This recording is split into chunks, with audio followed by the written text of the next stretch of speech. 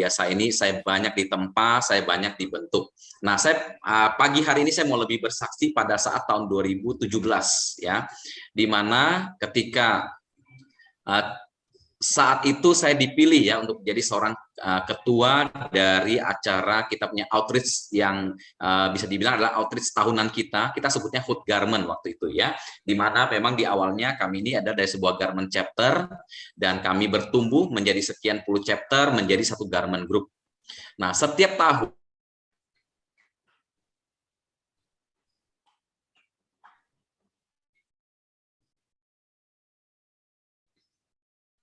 sorry, suara saya cukup jelas ya Pak Robert. Ini tiba-tiba Ya, hang lagi di sini. Ya, mungkin pengaruh internet. Silakan. Jelas ya Pak. Oke, Jelas. baik. Sorry. Nah, ini sinyal kayaknya Pak pagi ini.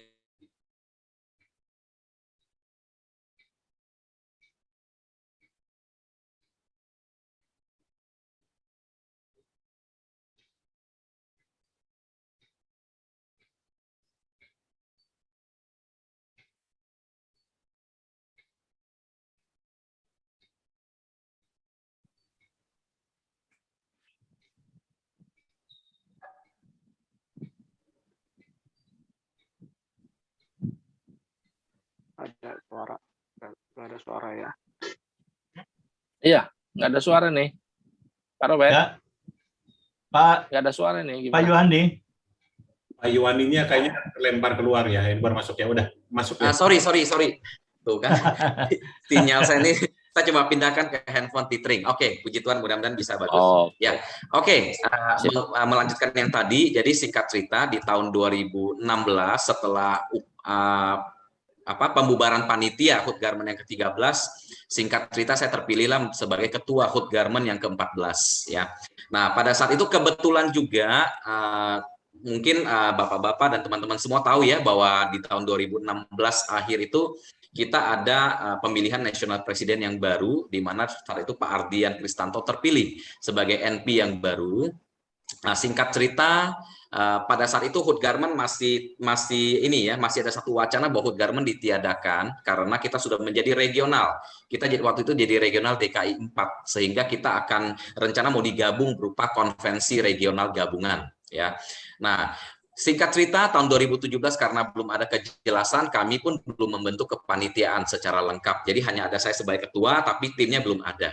Nah, pada saat yang sama di awal tahun itu, saya dengan istri setelah kita diskusi juga kita memutuskan bahwa di awal tahun ini kita mau memulai renovasi rumah. Kita mau pindah ke rumah yang sudah kami beli sejak tahun 2011 ya. Kami mau renovasi dengan anggaran yang seadanya, yang terus terang dananya baru ada segini gitu ya, padahal budgetnya 3 kali lipat itu gitu. Kami belum ada waktu itu dananya. Tapi kami imani bahwa kami akan bisa melakukan renovasi dengan baik. Nah, singkat cerita juga puji Tuhan di 2017 awal itu saya juga di kantor untuk ditawarkan untuk dipromosi ya. Basic saya adalah di insurance. Teman-teman semua, saya baru memulai properti itu sebenarnya di tahun 2016. Kami masuk di perumahan subsidi di Indonesia Timur ya. Nah, jadi puji Tuhan di tahun 2017 itu singkat cerita begitu banyak kesibukan ya, dari pekerjaan, dari pelayanan, dan akhirnya sampai bulan Februari kami mulai renovasi ya, dan akhirnya juga di Februari itu saya juga memutuskan oke, saya ambil challenge untuk dipromosi ya. Kalau memang dari Tuhan saya ambil, saya yakin Tuhan akan sertai. Nah, singkat cerita untuk mengenai Hood Garment itu pun di akhir Februari kami coba pikirkan lagi, dan sampai Maret akhirnya kami putuskan bahwa Hood Garment harus berjalan apapun kondisinya ya. Nah, jadi saat di bulan Maret itu kami meeting. Saat itu masih RP kami masih Pak Alex Kurniawan di DKI 4 ya. Teman-teman kita meeting, saya masih ingat setelah kita mengadakan namanya Regional Leaders Fellowship itu di pagi itu kita meeting, kita kumpul. Beberapa teman mengusulkan untuk dimundurkan saja karena Hood Garment selalu di bulan Mei ya, sementara ini kita sudah di bulan Maret, sudah di pertengahan Maret ya. Pertengahan Maret kayaknya nggak mungkin dalam waktu 1 bulan itu kita bisa mengumpulkan 1000-an orang, karena Hood Garment dari tahun ke tahun selalu kurang lebih lah ya, yang terakhir di HUT Garmen ke-13 pun sekitar 1000-an orang hadir gitu di tempat itu. Sementara kita gedung belum ada, panitia belum ada, pembicara belum ada, semuanya masih belum ada. Itu bulan Maret saya masih ingat. Tapi saya salut dengan Pak Alex sebagai RP ya. Beliau mensupport habis, beliau katakan, oke, go ahead, gerak ya. Kita sama-sama kita bergerak. Puji Tuhan ya, teman-teman juga kompak. Ketika leadersnya Pak Alex bilang gerak, kita gerak semua. Nah, mulai saat itulah kita dari bulan Maret, target kita adalah sekitar tanggal 19 Mei waktu itu, kita mulai cari gedung, kita mulai cari pembicara. Ya, kita mulai cari karena pembicara tidak hanya satu. HUT Garmen selalu kita gandengkan di siangnya ada seminar-seminar ya tentang bisnis, tentang keluarga dan macam-macam. Kita undang beberapa. Akhirnya setelah meeting yang maraton itu dengan segala macamnya, akhirnya kita putuskanlah pembicara Pak Jarod Wijanarko, ada Bapak Antonius Tanan ya, salah satu CEO dari Ciputra University ya kan, dan juga pembicara malamnya kita ada Bong Chandra ya di sorenya, kemudian di malamnya ada kebetulan sekali ya, memang ketika saya ditunjuk jadi ketua HUT Garmen, saya punya kerinduan. Saya pengen pembicara saya adalah dari asing, dari luar gitu ya.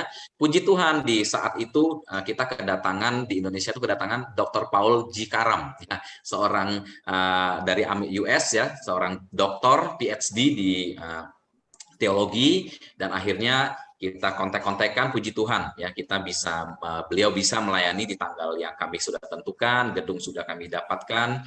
Nah, singkat cerita, thank you buat Pak Alex yang udah support ya, kita sama-sama cari pembicara waktu itu, kita ke radio, kita promosi ya kan. Nah, singkat cerita, renovasi juga berjalan rumah saya. Nah, 2 minggu menjelang HUT Garmen, saya masih ingat setelah saya selesai ketemu salah satu pembicara, saya mampir ke rumah saya yang lagi direnovasi ya. Saya datang, setiap minggu saya datang ya, cuman memang ada dalam kesibukan itu saya sempat tidak kontrol. Akhirnya hari itu saya mampir, saya datang, kok lihat tumben sepi gitu ya.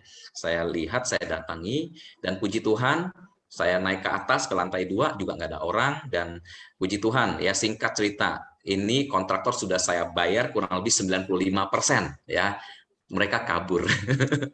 Jadi bisa dibayangkan Bapak-bapak dan teman-teman semua, anggaran kita yang udah pas-pasan dibawa kabur tanda kutip, dengan kondisi rumah belum sampai 70% ya.